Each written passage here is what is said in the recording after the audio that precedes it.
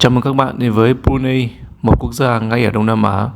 Tuy nhiên vẫn còn khá nhiều điều chúng ta chưa biết đến về quốc gia này.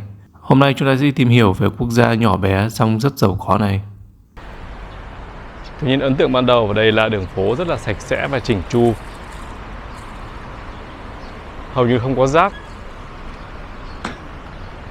Và nơi mình đang đứng là trung tâm của thành phố Bandar Seri Begawan. Đường phố ở đây rất là rộng rãi, thoáng đãng và sạch sẽ. Tuy nhiên như các bạn thấy ở đây, đầu không mông quạnh, trống vắng, không có một ai ở đây cả. Chứ đừng nói là khách du lịch. Đây là bảo tàng Hoàng gia Regalia. Đường phố ở đây thì không có một loại phương tiện nào khác ngoài ô tô. Tuy nhiên cũng rất là thưa thớt và trống vắng.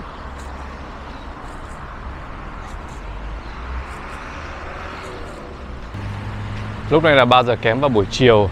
Đường phố thi thoảng có vài cái xe ô tô chạy qua thôi, còn đâu là vắng lặng hết. Mặc dù đây là trung tâm. Giao thông đây cũng không quá tấp nập. Có lẽ ở Brunei hiếm khi nào xảy ra tắc đường. Và như các bạn thấy ở dưới đây thì giao thông 100% ở đây là xe ô tô. Không có xe máy, không có xe đạp, không có bất kỳ gì hết. Người qua lại rất là ít ỏi và thưa thớt. Đây là một công viên và cũng là một nơi rất có ý nghĩa trong lịch sử của Brunei. Tại vì tại đây vào ngày 1 tháng 1 năm 1984, Brunei đã tuyên bố độc lập khỏi Anh Quốc.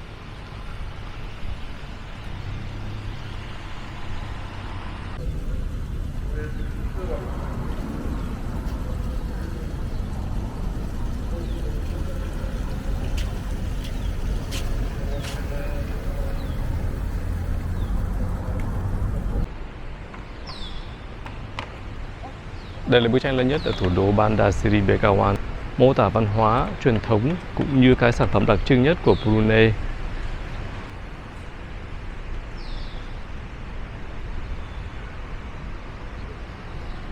Thông thường ở các quốc gia khác thì đây có thể là một cái motif chụp ảnh rất là được ăn khách, mọi người đổ xô chụp ảnh, nhưng mà ở đây thì không có ai tranh giành hết, tha hồ chụp ảnh, tha hồ quay phim. Chào mừng các bạn đến với Brunei. Bình thường khi đến thăm một quốc gia nào đó thì bình thường hay phàn nàn thành phố A hoặc thành phố B có quá nhiều khách du lịch, quá tấp nập, quá nhộn nhịp, quá ồn ào. Nhưng tuy nhiên ở đây thì ngược lại hoàn toàn. Và cảm giác bây giờ là cũng cảm thấy lạc lõng một chút. Các bạn thấy đây, ở giữa trung tâm thủ đô Bandar Seri Begawan, cái tên này đọc cũng rất là mệt. Không có bóng dáng nào hết. Một mình đi lại trên phố như là không có ai hết. Một mình đứng giữa phố quay phim như là phố chỉ dành riêng cho mình, không một màn nào cả. Hôm nay là ngày thứ ba, thời tiết cũng không phải là tiết xấu. Mọi người đâu cả rồi. Hay là người dân Brunei chỉ ra đường vào cuối tuần, cũng có thể là đó là một lý do. Và kể cả trong cửa hàng quán xá cũng vắng teo, không có ai hết. Các bạn thấy bên trong này không có một khách nào cả. Mà Jollibee là một trong những cái chuỗi hàng ăn nhanh rất là nổi tiếng ở một vài nước Đông Nam Á, trong đó có Philippines, có Brunei. Đây có vẻ như là một phố ẩm thực, tuy nhiên bây giờ cũng đang đóng cửa. Có khả năng họ chỉ mở vào buổi chiều hoặc buổi tối. Đây không có một ai hết, mà chú chó này chạy qua.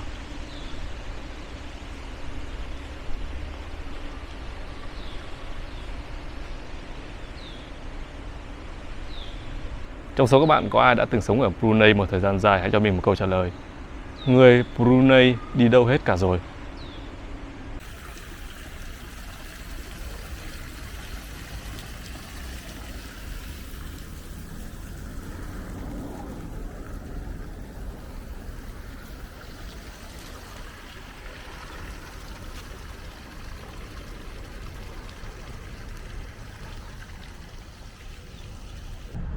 Có vẻ bây giờ mình là người khách duy nhất ở đây. Các bạn hãy xem xung quanh đây, không có một bóng người.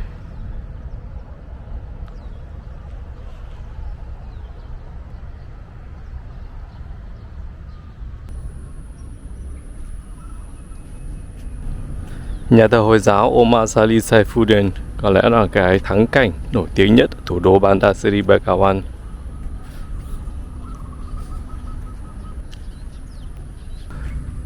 Vị trí của nhà thờ Hồi giáo này cũng khá đặc biệt, nó nằm ngay trên sông Brunei. Và ngay bên cạnh cái làng nổi lớn nhất thế giới.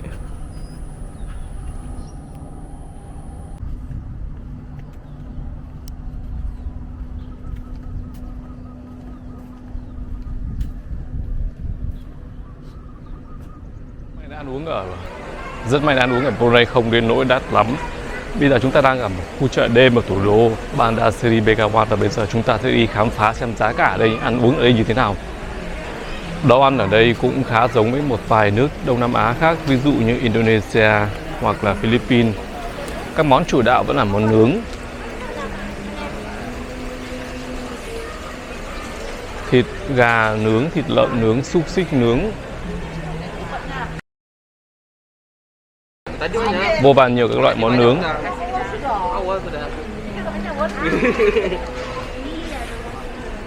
Và giá của một suất ăn ở đây cũng bắt đầu từ 1 đô, 1,5 đô, 2 đô. Ví dụ một suất cơm gà như này là giá là 3 đô. Một cái bẹn gà là 3 đô, còn nửa con gà chỉ có 5 đô. Hồ cá ở đây bạt ngàn cực kỳ nhiều, ngon. Một con cá này là 4 đô.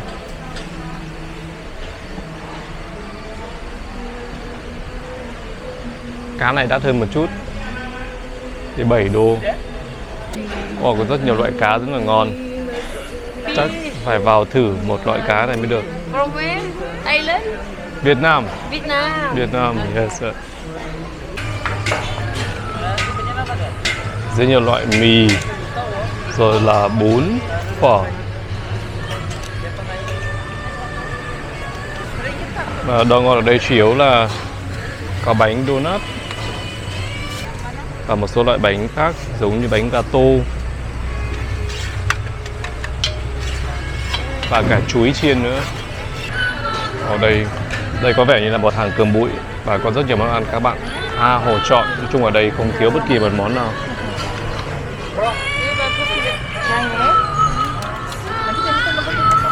Mình đánh hơi ở đâu đó thoảng lên cái mùi sầu riêng, bây giờ phải đi tìm xem ở đâu có sầu riêng để mua chén. Ở đây là thủ phạm đây rồi, rất nhiều sầu riêng, quả nhỏ. Ở đây là loại sầu riêng mà màu hồng, màu vàng rất là đẹp. Và giá đây là 15 đô một cái túi như thế này, khoảng tầm 4-5 quả. Như này thì làm sao mà có thể cưỡng lại cái sự cám dỗ này được. Chắc chắn phải mua một túi về để chén. Ở đây mình có phát hiện ra các loại sầu riêng có màu khác nhau. Đây là màu bình thường này, màu vàng nhạt. Đây có loại sầu riêng màu đỏ. Và đây là sầu riêng màu vàng. Giá là 12 đô một túi này. Mình chưa bao giờ nhìn thấy một loại sầu riêng nào có ruột màu đỏ và màu vàng, và lát nữa chắc chắn phải vào thử xem mùi vị nó ra sao. Lần đầu tiên được thử món sầu riêng màu đỏ. Không biết ở Việt Nam mình có cái này không? Rất là thú vị, màu đỏ.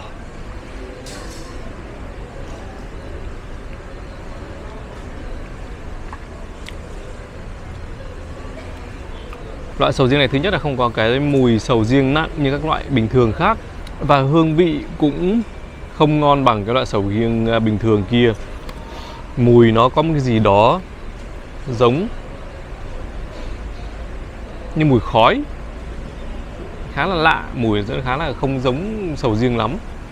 Tôi đi thử một lần cho biết như thế nào, nhưng mà khả năng lần sau sẽ ăn cái món sầu riêng bình thường kia thôi.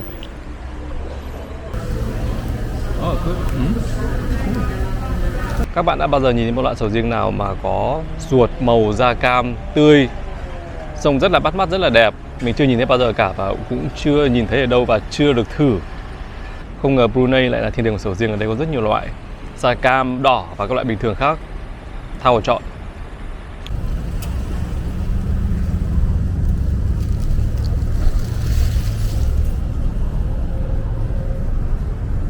Loại này mùi khá là dịu, không nồng như cái loại sầu riêng bình thường, cũng không thơm bằng cái loại sầu riêng bình thường. ăn cũng khá là ok. Tuy nhiên nếu mà được đánh giá 3 loại sầu riêng mà mình đã thử thì cái loại sầu riêng thông thường chúng ta hay có là loại sầu riêng vẫn là loại sầu riêng ngon nhất. Sau đó đến cái loại da cam này, và loại đỏ là cái loại ăn tệ nhất.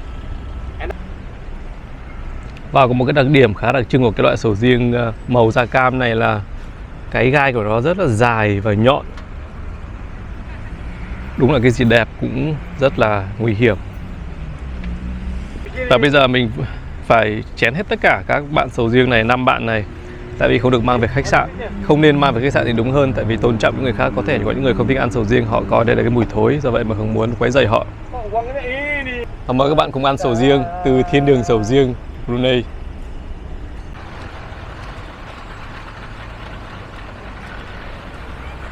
Chảy qua thủ đô Bandar Seri Begawan là con sông Brunei. Đây là phong cảnh ở trung tâm thành phố và cũng là nơi bên cạnh con sông này. Ở Brunei có một kỷ lục liên quan tới con sông này.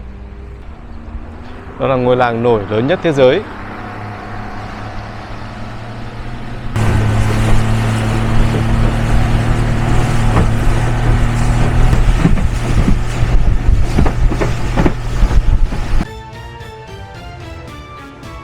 Brunei là một quốc gia khá nhỏ bé, tuy nhiên 70% diện tích của quốc gia này được bao phủ bởi rừng.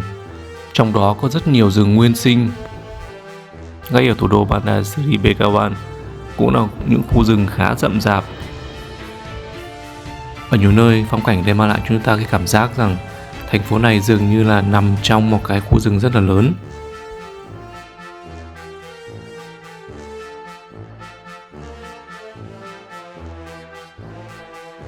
Con người ở đây sống rất hài hòa với thiên nhiên, bởi ở trong những khu rừng rậm này còn có rất nhiều các loại động vật hoang dã được bảo tồn, bảo vệ một cách nghiêm ngặt.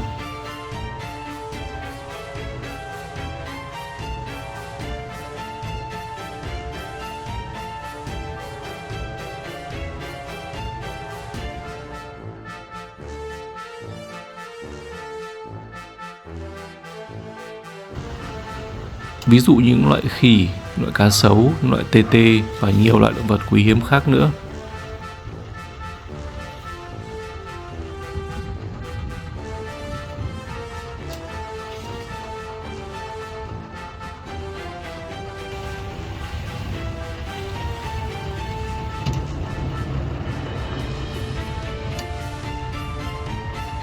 Chính vì Brunei có nhiều rừng nguyên sinh như vậy, do vậy mà khi các bạn đi trong thành phố, các bạn có cảm giác là như đang ở một khu rừng nào đó. Ví dụ ngay đằng bên cạnh mình đây là một khu rừng rất là rậm. Không những thế mà còn có rất nhiều tiếng động vật kêu các bạn có thể nghe thấy, ví dụ như là tiếng quắc quắc của con gì đó, như con cuốc.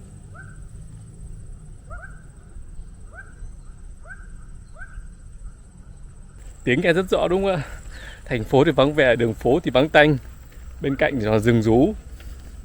Chào mừng các bạn đến với Brunei.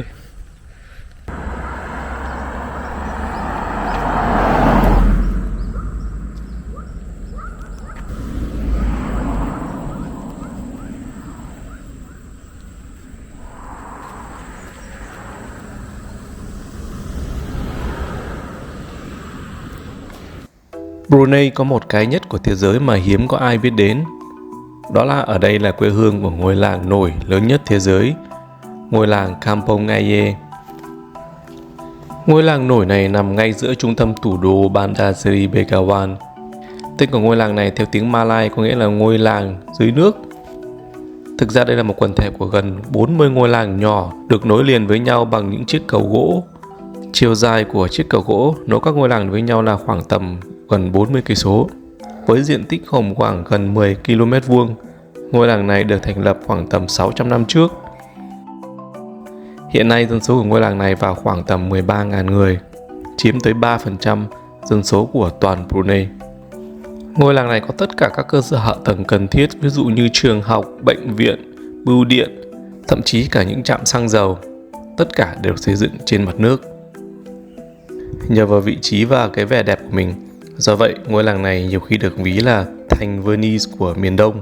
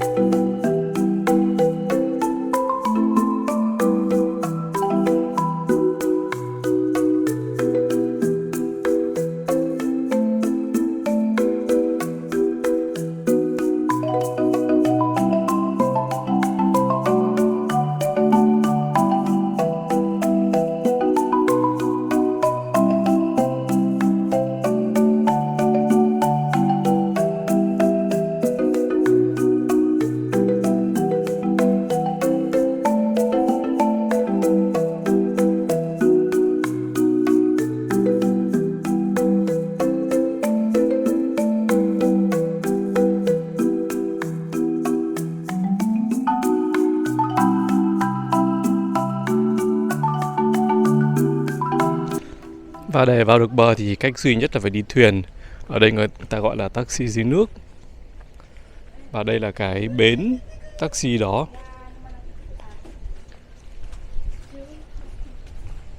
Thi thoảng có một chiếc thuyền người ta chạy qua, người ta đi nhặt khách, sau đó đưa khách vào bờ.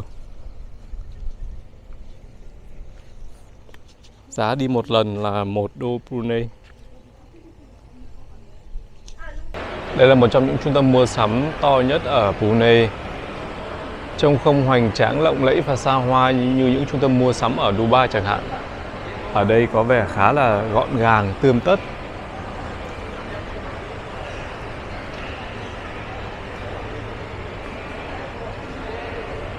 Và người cũng không quá đông.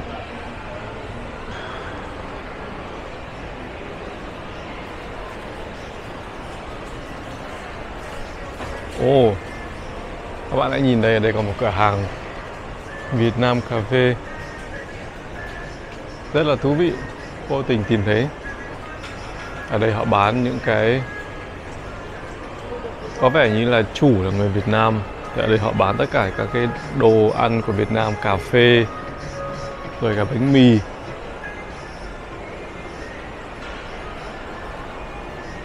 Bánh mì bò xả ớt và cà phê của Việt Nam. Thế còn có những cái phích rất là cổ của Việt Nam.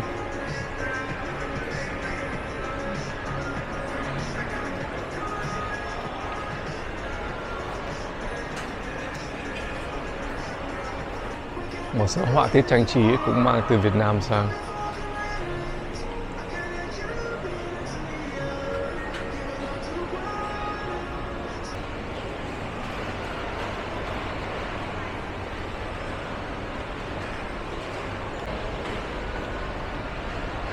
Trong cái trung tâm mua sắm này thấy ít có những cửa hàng bán đồ hiệu, mà chủ yếu là những cửa hàng bán đồ khá là bình thường.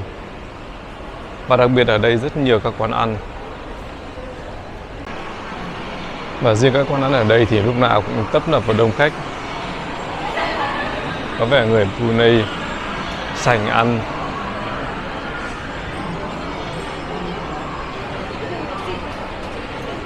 Đây các bạn thấy các quán ăn lúc nào cũng đông khách, nhưng mà các cửa hàng khác thì vắng vẻ và điều hưu.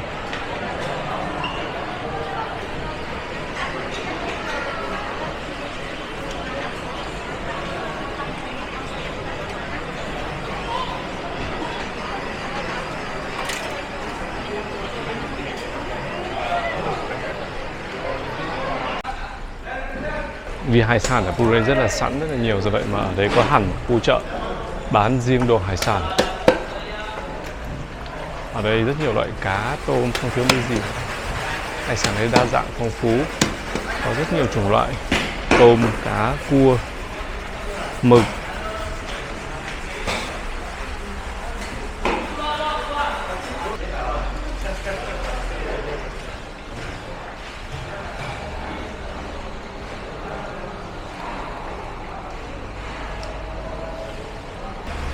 Có một điều khá hay là giá cả ở Brunei không hề đắt so với các nước phát triển, các nước giàu có khác. Một số loại thực phẩm, một số loại mặt hàng có thể nói là còn rẻ nữa. Tuy nhiên như các bạn thấy ở cảnh ở đây thì là ở đây rất là ít người qua lại, rất ít người mua, không có gì là tấp nập sôi nổi cả. Người bán thì nhiều và người mua thì rất là ít, thỉnh thoảng mới có một vài người qua lại. Wow, cá thu. Cá thu tươi ngon, giá chỉ có 4 đô la một cân. Wow, wow, wow, ngon quá.